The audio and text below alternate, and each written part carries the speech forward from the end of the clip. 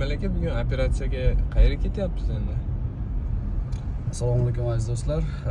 Bugun operatsiyalarimizni bolalar milliy tibbiyot markazida amalga oshiramiz. Bemorimiz 4 yoshli qizcha.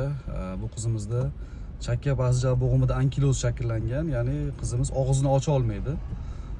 Bugun shu qizimizda og'zini ochamiz hamda shu ankiloz yana qaytalanmasligi uchun operatsiyadan avvalgi davrda individual tayyorlab olingan implant qo'yamiz shu sustaviga, ya'ni chakka pasja bo'g'imiga. Va qizimizda shu kasallik inshaalloh 18 yoshgacha qaytalanmaydi. Undan keyin ortogenetik operatsiya bilan o'sha jag'ini o'smay qolgan qismini normal jag'iga moslab jag'larni chiroyli qilib beramiz, xudo xolasa. Bolalarda bu amalga oshirayotgan operatsiyamiz dunyo bo'yicha eng zamonaviy operatsiya hisoblanadi.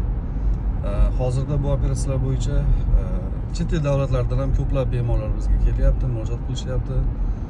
U bolalarda ham operatsiyalar amalga oshiryapmiz. Qozog'iston, Qirg'iziston, Tojikistondan ko'proq bemorlar. Operatsiyada qo'yayotgan implantlarimiz boladagi shu chakka pasja bo'g'imida ankilozni qaytalanmasligiga sabab bo'ladi. Kimnidir tanishida, balki mahallasida bordir, balki qishlog'ida bordir, shunaqa og'iz ochilmasdan qiynalib yurgan bolalar bo'lsa, bemalol murojaat qilishlari mumkin. Bolalarimizga zamonaviy operatsiya bilan yordam berishga tayyormiz. Operatsiyamizdan so'ng bolamiz bemalol og'zini ochadi. Tengdoshlari kabi ovqatlanib, fiziologik rivojlanishi normal bo'lishini ta'minlaymiz.